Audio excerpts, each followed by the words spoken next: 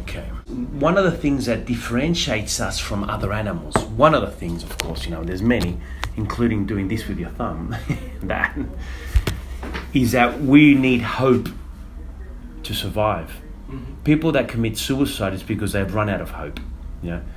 See, one of the things, animals don't understand hope. We understand hope, and we need hope. And so, because we have a concept of time, we have a concept of future, right? We know there's a future. So if our future is bleak and we've run out of hope, it's very hard to continue living. So that's why we're the only living species that commit suicide. Because it's very important for us to understand that our future is a good one, that our life is going to be good, or else it's very difficult. Well, you're 31 now, right? Mm-hmm. So you're at your peak, really, of your life.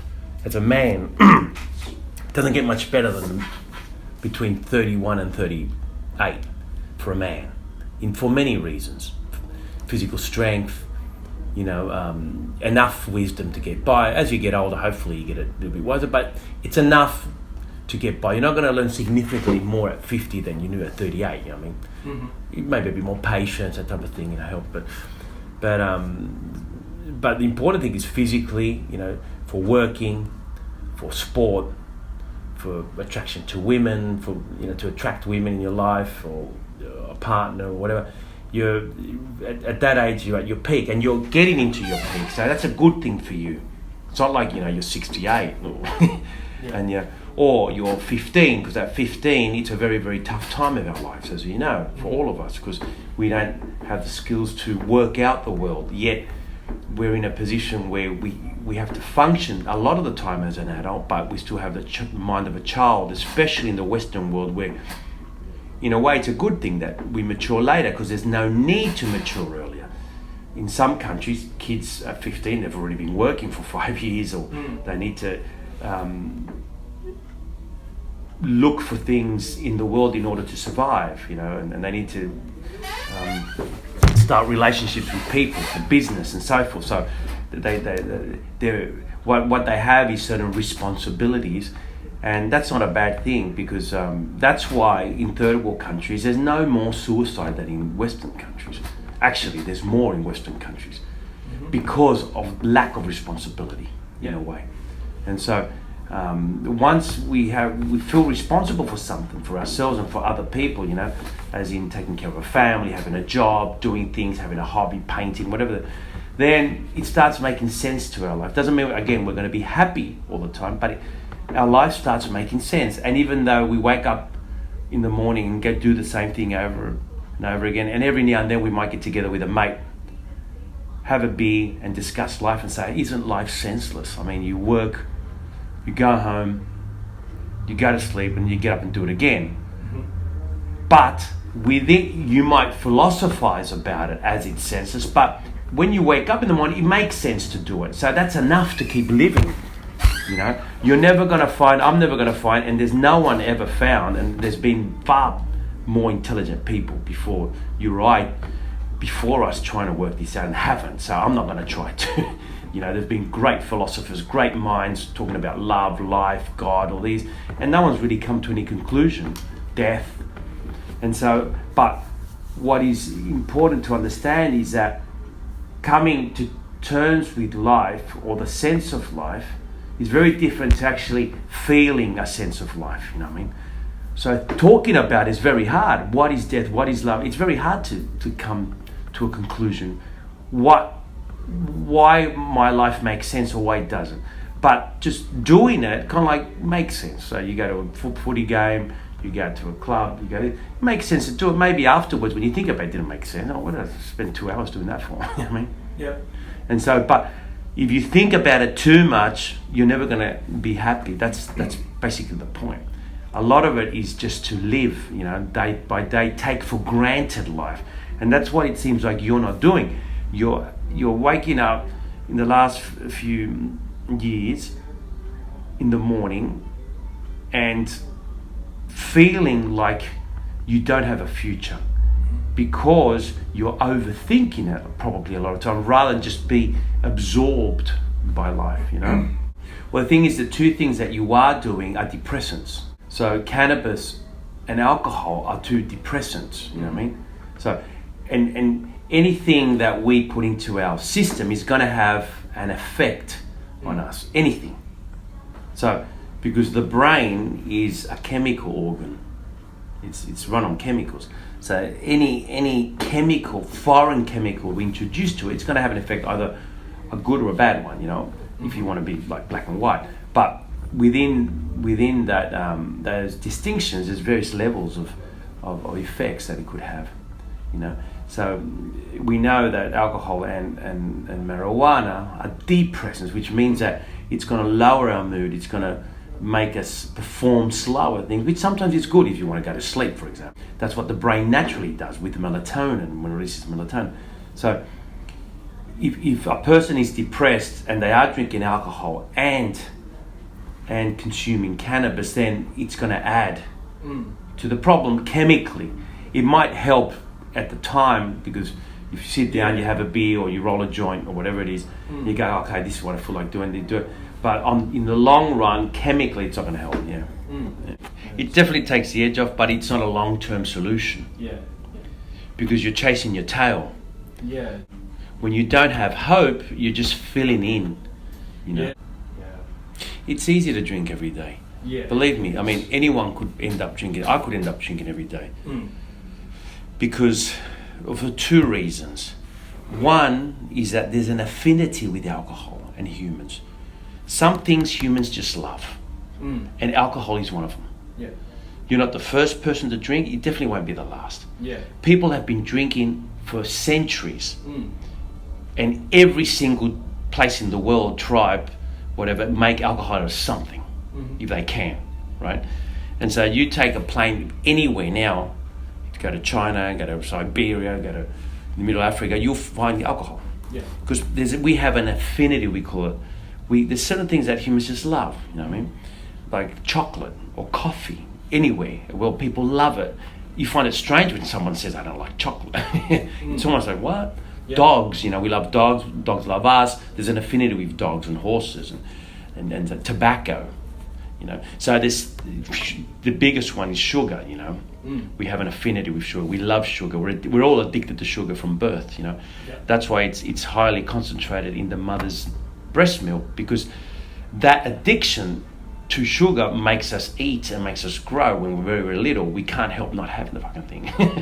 We want milk, and they cry. You've seen, you've got two kids, you've seen babies when they go nuts for it. Yeah. It's like, give me some. And so that's part of our nature.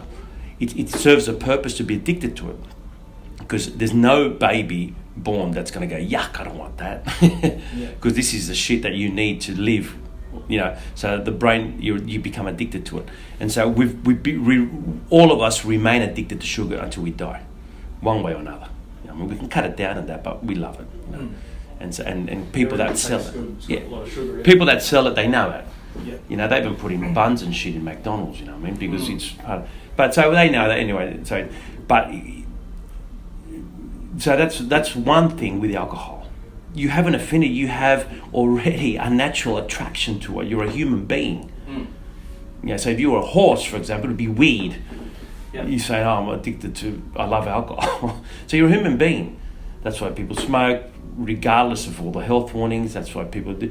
People just love certain stuff. Coffee, you know, that's why you pay $5 for a stupid coffee, you know, in the city. Just people are nuts, you know, they go nuts over it. And so that's one thing. The second thing about alcohol is that it's very, very accessible.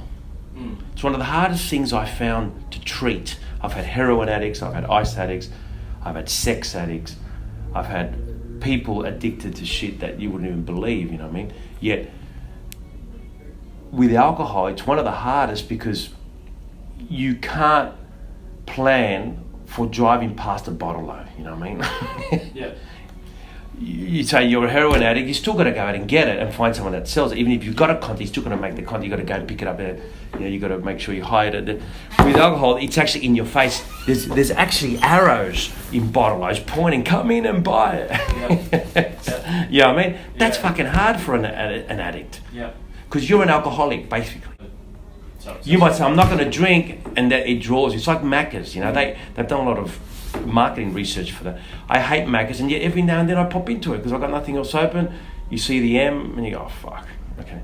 Every now and then, you know, got no choice. You're hungry, you're on the road, and you pop through. And they know that there's going to be the odd person. There's going to be people addicted. The odd person like me that I go in 3 times a year. It's money for them anyway. You know, there's 7 billion people in the world. It's very, very powerful. You know, and so because the sugar content, all these other things, the grease, but the thing is that it's also a childhood thing. You know what I mean? It's been impregnated. You know, it's like Coca-Cola. I don't drink any Coca-Cola. I don't buy Coca-Cola. My kids have grown up without Coca-Cola. You know, and I'm at the beach and I go to the kiosk and it's 35 degrees here, and I go to the kiosk to get some water or, you know, maybe a hamburger, and I see the red can in the fridge all cold, and my brain says, buy that fucking thing. I don't, but there's something telling me to buy it. Like, it's amazing. It's so powerful, you know. And that's because when I was a kid in the 70s, we used to drink it all the time, you know. In the glass bottle. It was beautiful and cold, and it's something we looked forward to on a Sunday with pasta, you know, because it was an odd thing, like, well, in my house anyway, but I knew in most houses it was like a 1 or 2 day a week thing. You didn't buy Coke all the time, you know what I mean? And so, and it was, a bit of a luxury, and so because we're human, we become accustomed. In psychology, we call it conditioning. So what you've done, you've conditioned yourself to drink alcohol every day, basically. And that's a very, very hard habit to break. Any habit's a hard habit to break. Just see how, you know, people have tics and that. You go, what do you stop? Just stop doing it. Yeah, but it's very easy to say, but breaking a habit's very hard. It takes time, it takes patience, and it takes determination. And unless you don't have that, you're not going to give up alcohol. Patience, determination, and what you need is a very, very good plan. You know what I mean? And so you've got kids, you've got a wife. If it's something that you want to do to better yourself, for number one, and then to better your relationship with your family, then you'll achieve it. Yeah. But it has to be for you, number one, first. It's because your body, you've conditioned yourself, one, psychologically, but two, chemically, as we said, your brain's requiring that. And if you don't get it, as you know, we get withdrawal symptoms. Mm-hmm. So all withdrawal symptoms is your brain wanting that. You know, it's like the baby and the breast milk. Yep. You want it, you don't know why you want it, but you want it. And then it makes you happy, gives you instant gratification. And so you're just always chasing your tail. Yeah, that's the thing with drugs. Yeah. Well, that's excellent, mate, because that's half the battle. Yep. And that's pretty much, look, when you break it down, that's the choice you have. Mm. Yep. But the beauty about it, that's the choice you have. You know what I mean? It's in your hands. Yeah, that's right. So it's a wonderful thing. Mm. Like we walked in today and we talked about how cold it was. That's out of our hands. I mean, it could be in our hands if we decide, look, I hate the cold, I'm going to move up north. Yeah. Mm. But today, feeling this cold, when we walk out to the car, we can't do anything about it. Yeah. And so there's a lot of things in life that we cannot do anything about.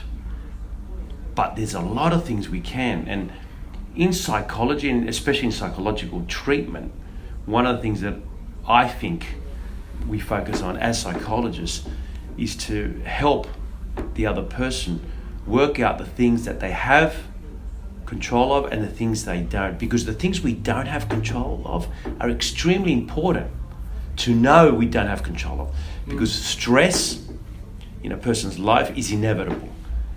And 100% of stress is caused by things that we have no control of.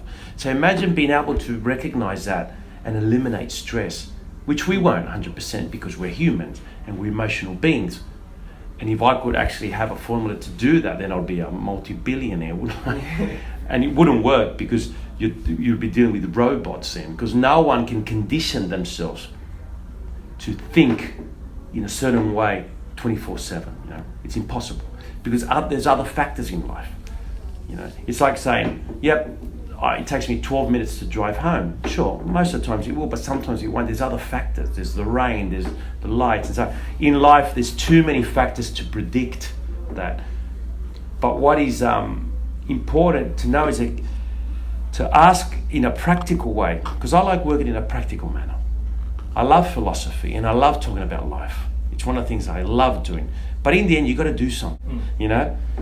You have to do something. And that's why I was telling you, I specialize on short-term treatment, because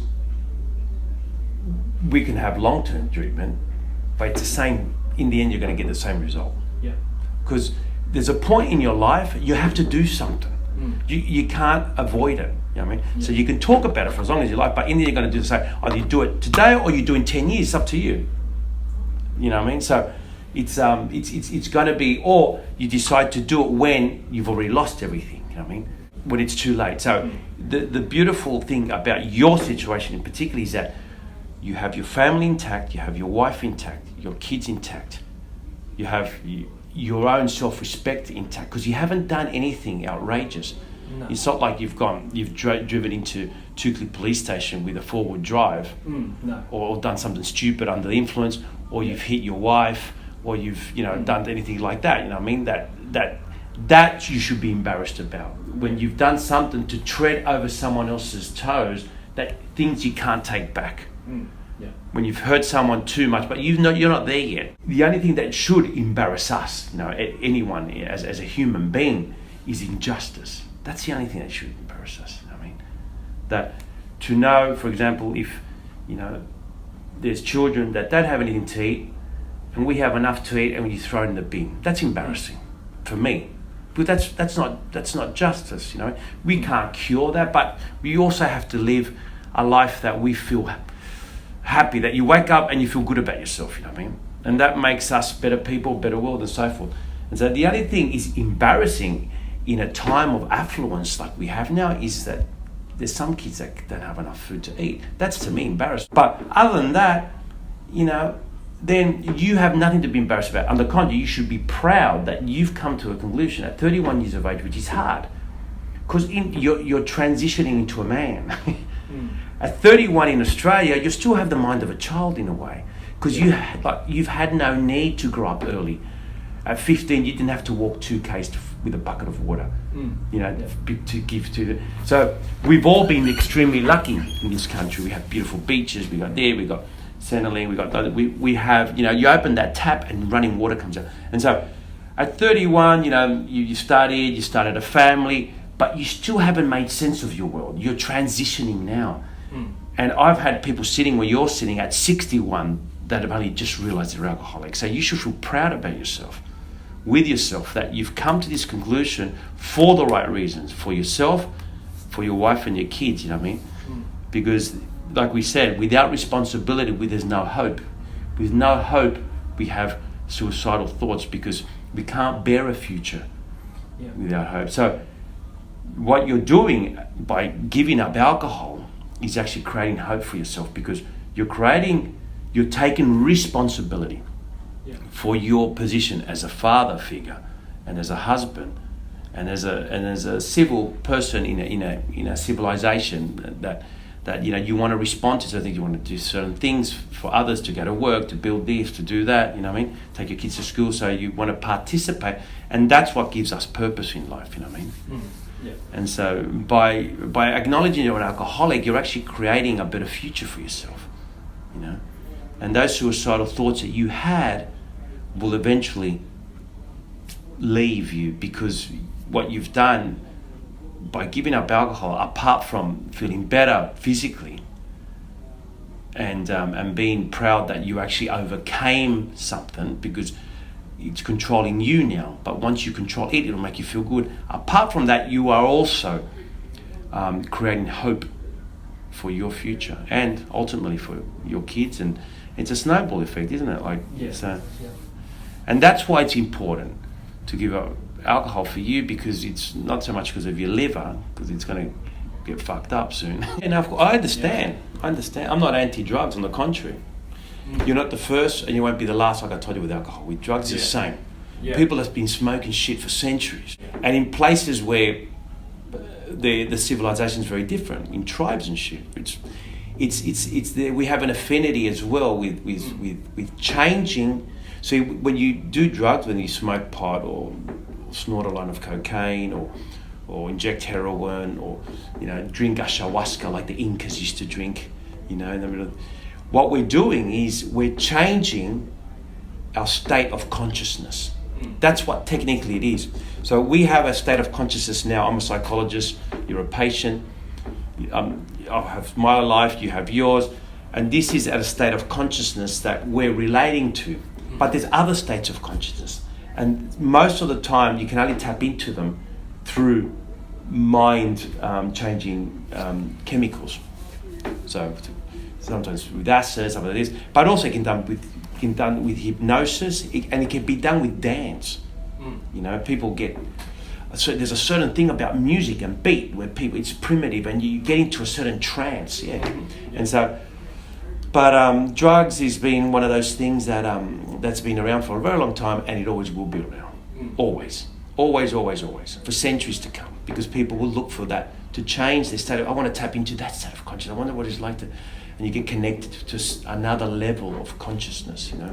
The thing is to do it in a safe manner. You know what I mean, and in an appropriate manner too. Like with alcohol, what you're doing is that you're using it now, not just to change your state of consciousness, but to get through the day.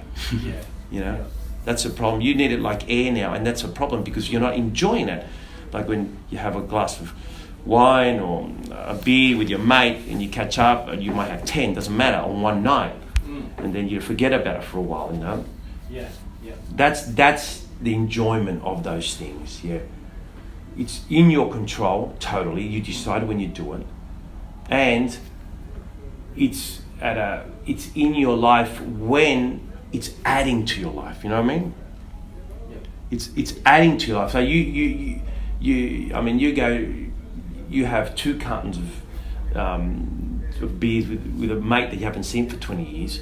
You sit down, you have a great time, you get totally legolas, and the next day you laugh about it. It's probably added to your life because you had a great night. You've caught up with something similar, but to do it on your own because you want to sleep, or because that's a very different psychological impact on the person. So that's where you're at. You know what I mean?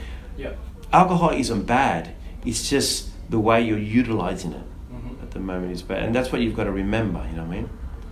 Because people are quick to blame something else but themselves. So alcohol's bad, that's bad, that person's bad, that's it, I didn't get there because of this, I didn't score the goal because of the wind or the referee or whatever. There's always people giving excuses. You take responsibility for your life and for your actions, then you'll have full control of it. There's nothing wrong with alcohol. What's wrong is the way you're utilizing it. You know what I mean? So really, alcoholism is really a bad term, because it's not alcohol's fault. It's the person's fault for the decisions you're making. You're just making bad decisions. You're just consuming too much alcohol. That's the only bad decision. There's nothing to be ashamed of or embarrassed about, like you said.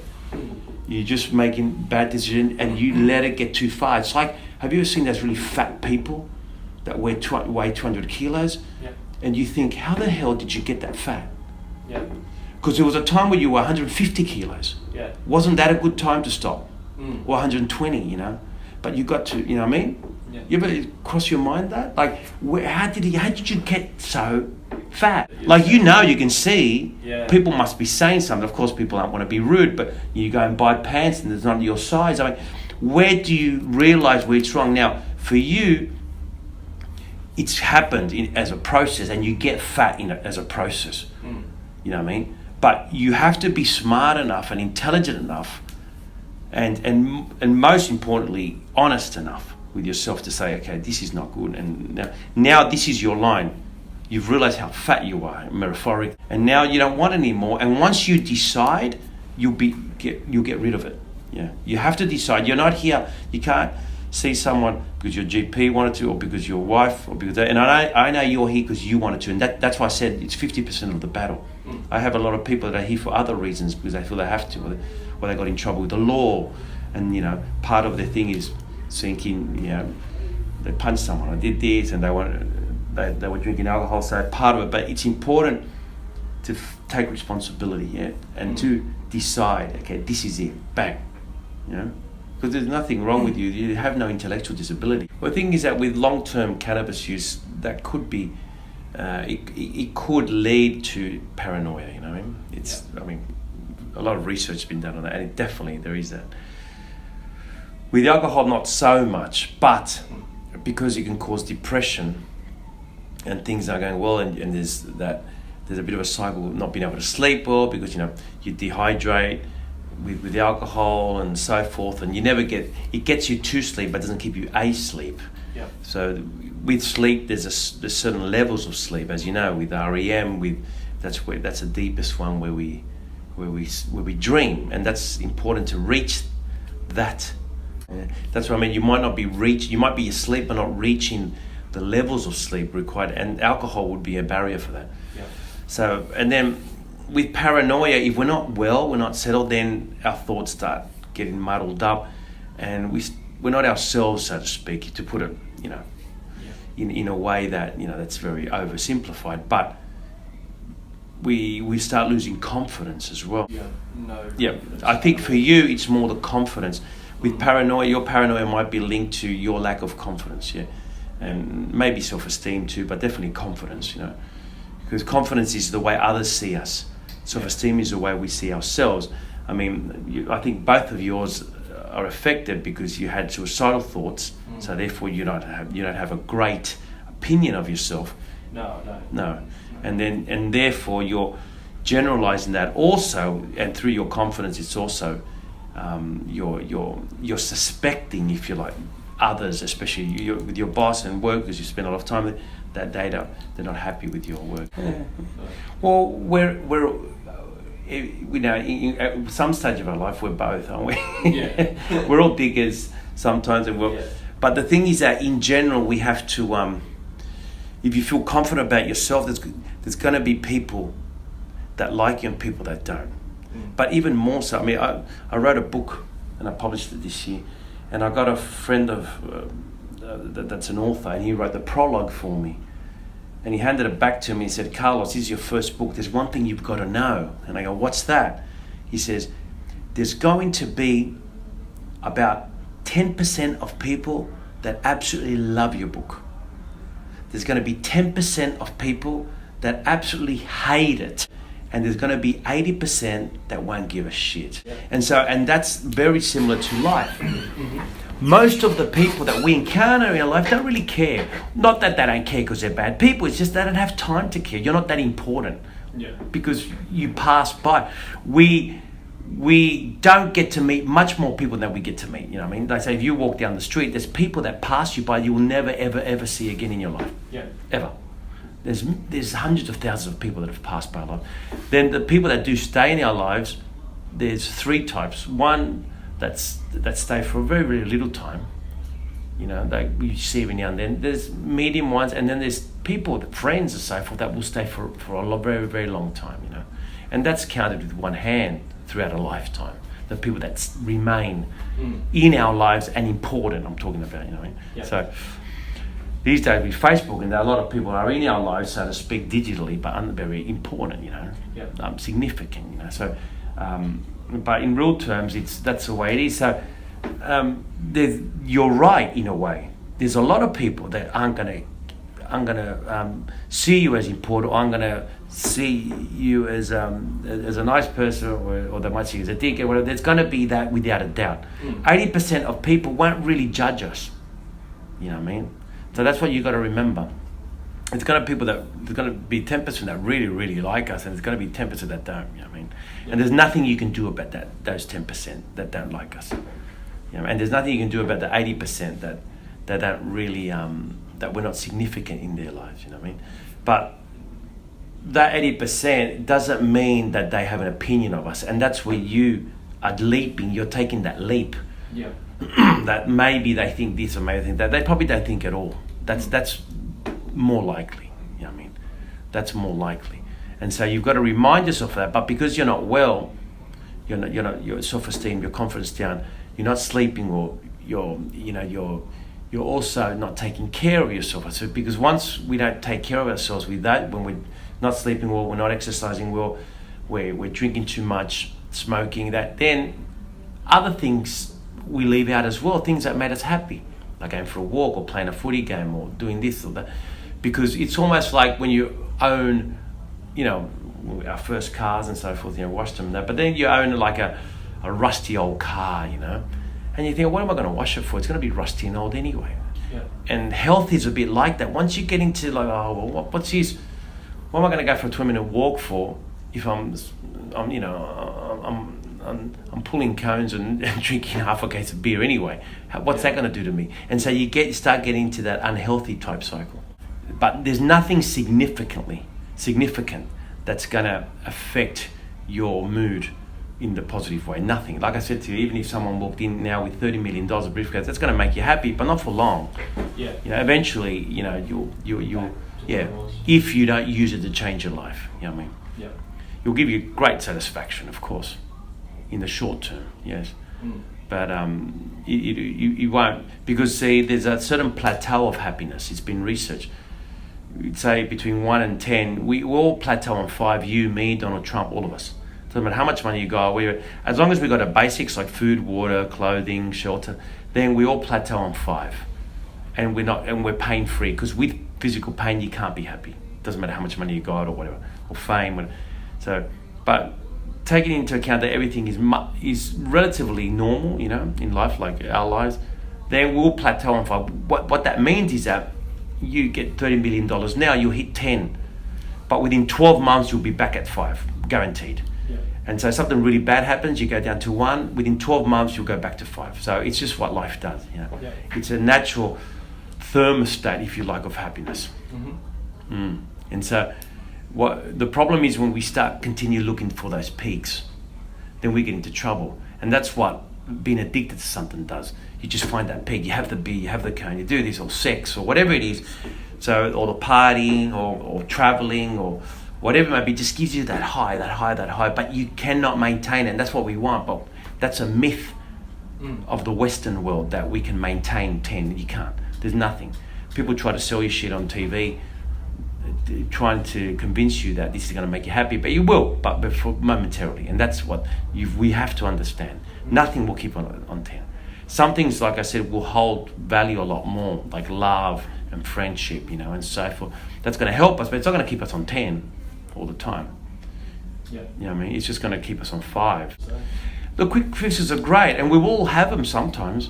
I mean, there's going to come a weekend, there'll be a party on, I'll have a few beers, catch up with some friends, it'll be great, It's wonderful, why not? You know what I mean? Stay in the city, and or go and do something fun, you know what I mean? And, travel, take a plane, and, go to an island or something, and sip on a cocktail, That's wonderful, But we have to remember that it's temporary. It's temporary, like life itself, And those moments are temporary, and we can't pause life for those moments, because, like John Lennon said, life is what happens to you while you're busy making other plans. So if you're planning to be happy on the 10th of October, because that's when you're flying out to Fiji, then what's happening from now to the 10th? The only important part of your life, or the most significant moment of your life and mine, is right now, us sitting in front of each other. That's the most important part of it. And then when you leave here, that's the most important part. So the present is the most significant part of your life. So if we get to understand that, and not only understand that, but be able to implement in our lives, then we will live a very fulfilling life. But it's very hard to do, because we're not taught that when we're kids. On the contrary, we're taught to always invest for the future in certain things. So we have to break down those myths. Not to be happy at 10 all the time, but just to have certain control of our happiness, so that other things don't make us unhappy, And that's where we're at, my friend. Yeah, but for you, I would say, what I want you to do is, I want you to get just a little notebook. I used to have some here. Oh, here we go. I'm going to give you a notebook. Now you're committed, see, because I'm going to give you one. In that notebook, every time you have a beer, I want you to write down 1, and then 2, and then 3, and so forth.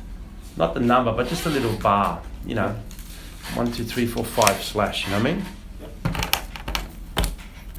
1, 2, 3, 4, 5, 1, 2, like that. And then we count it every day. Don't worry about decreasing now. I want to see exactly how many beers you have over the next couple of weeks. Okay. So every time you have one, bang. I want to connect your brain to the amount of beers you're having, rather than just have it. You know what I mean? Have a guess. Yeah, it's like when you learn to drive a manual car, you know, we're concentrating on first.